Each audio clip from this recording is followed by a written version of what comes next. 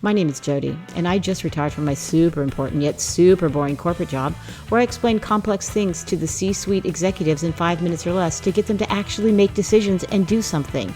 I will now take these corporate superpowers and do deep dives into current events and help to answer the obvious questions. And this is my podcast. Greetings, truth seekers. Today we're going to talk about Colombia. And I mean Colombia, the country, not Columbia, the college. And here's a little fun fact. Did you know that Alexander Hamilton went to Columbia College? That's when it used to be called King's College. See, look, I got another Hamilton in. But anyway, let's talk about a recent visit by a certain member of the British royal family and their itinerary. They started by meeting the vice president of the country, Francia Marquet. Then they went to the Center of Memory, Peace, and Reconciliation and joined women impacted by armed conflict, including survivors of conflict-related sexual violence, to view the exhibition of artwork called Spinning with Patience to Weave Hopes for Peace. Then they attended a roundtable discussion to hear about their work that is in support of women, peace, and security agenda, ensuring the meaningful participation of women in peace process at all levels. Then they traveled to Calais to learn about the culture and traditions of the local Pacific region, which has been deeply impacted by armed conflict for over 60 years. Then they spent time with the women's organizations and entrepreneurs before viewing a musical performance. They visited with FARC combatants at the Tropicos Fruit of Hope Coffee Farm, learned how the farm contributed to the economic reincorporation of over 130 ex-combatants and the role of women in contributing to build peace, before visiting the farm's seed nurseries and congratulating one of the project leaders for their successful presentation at the London Coffee Festival. The conflict in Colombia has a disproportionate effect on women and girls, many of whom were survivors of conflict-related sexual violence, and that's called the company called CRSV.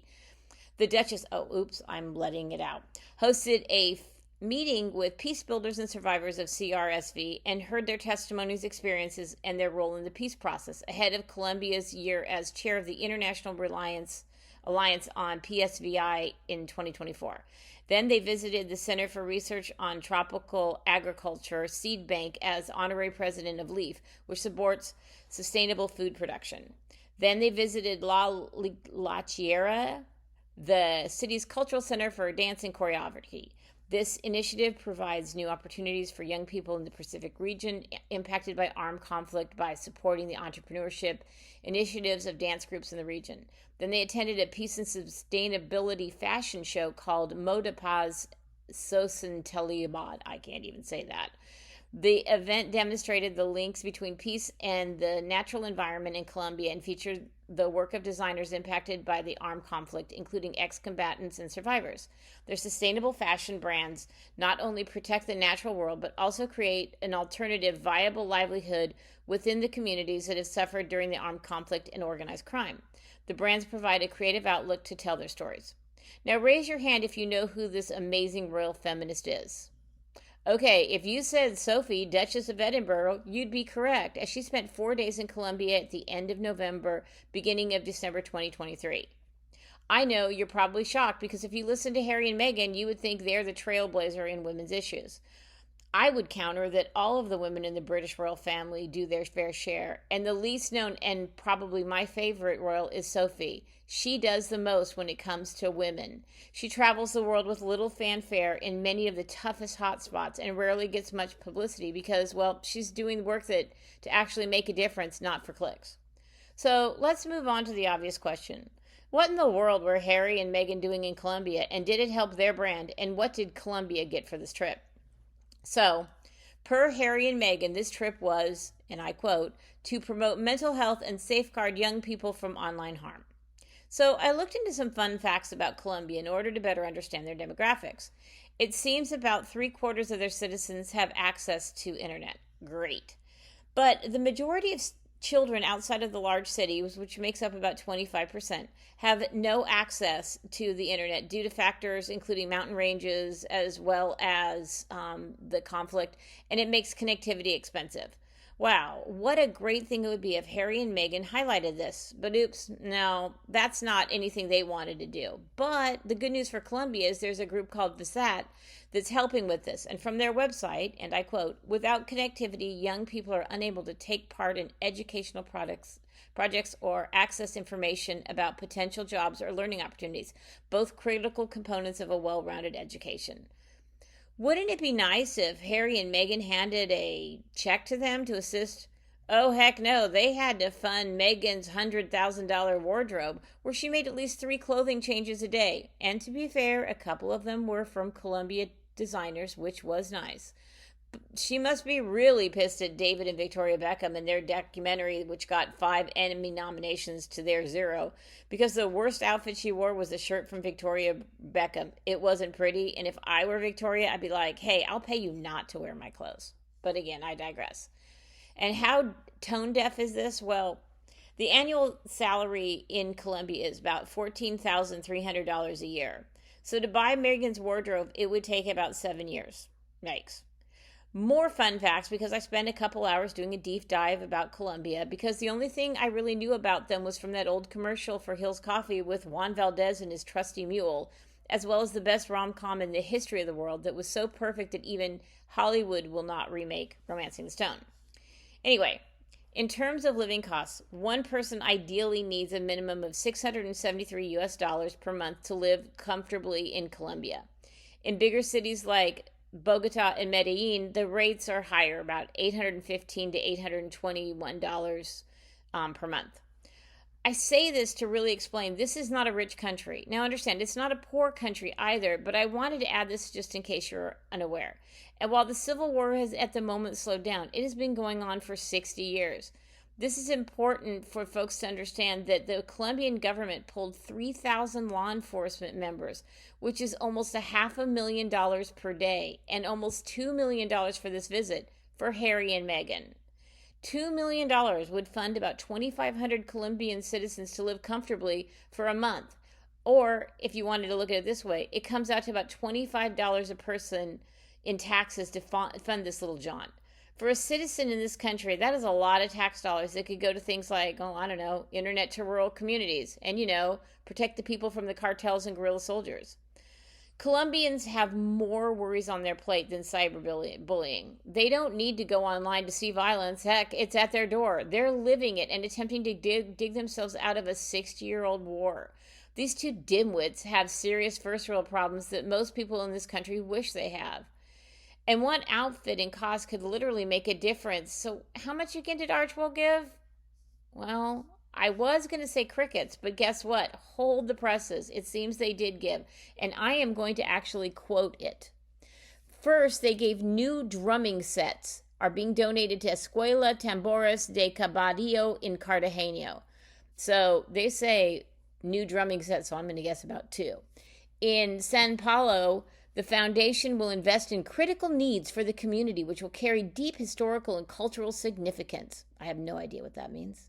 Then, last but not least, the Archwell Foundation is also supporting the expansion of the socio-emotional gym program at the Colegio La Griada. This initiative will promote emotional resilience, conflict resolution, peace, highlights the foundation's commitment to social, emotional learning and its impact on building stronger communities. So let's just stop here before we keep going. Which itinerary do you think had more impact to Colombia, the one from the Duchess of Edinburgh or Harry and Meghan? I'll let you decide.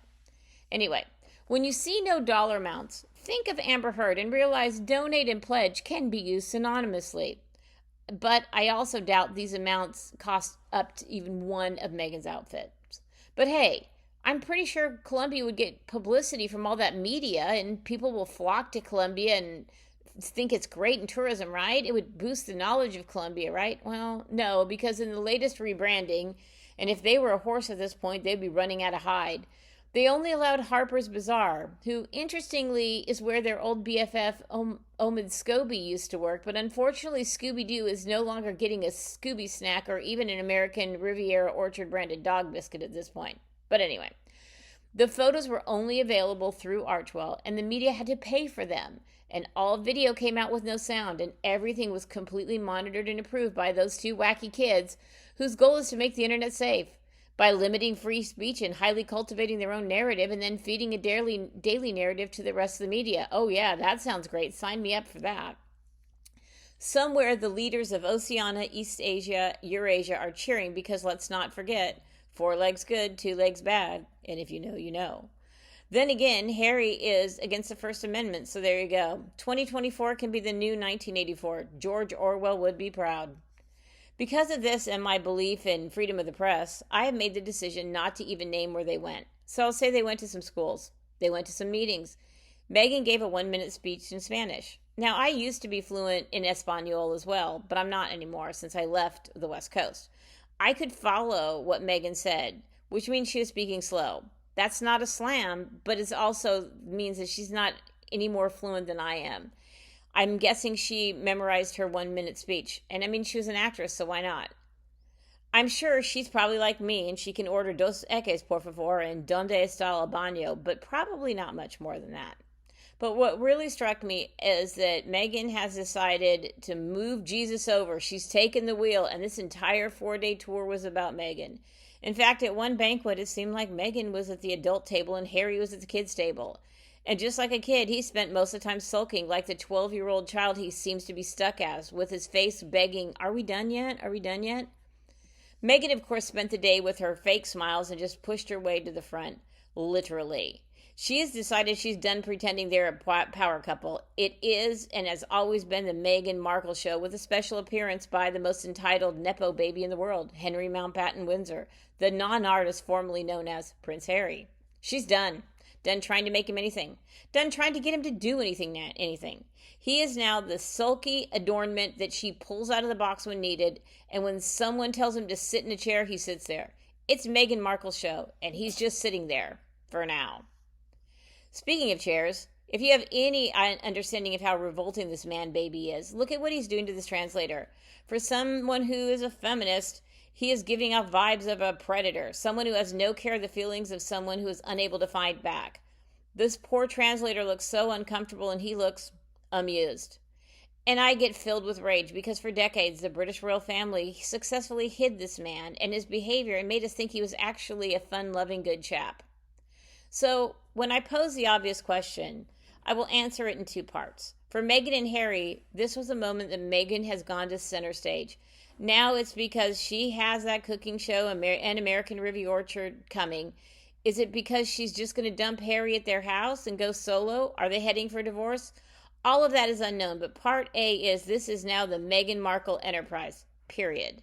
Part B, what did Colombia get from this? Well, they got to spend a lot of money to pay for the security for a couple, for a set of drums and a side helping of word salad on stuff that was pledged and not actually completed. And they got virtually no press since it was over-controlled. Colombia is like that bad date you had at an expensive restaurant. They got nothing really, but were stuck with an expensive bill. And that's the truth.